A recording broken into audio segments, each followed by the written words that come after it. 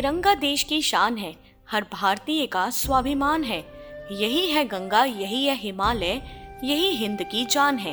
3 रंगों में रंगा हुआ ये अपना हिंदुस्तान है।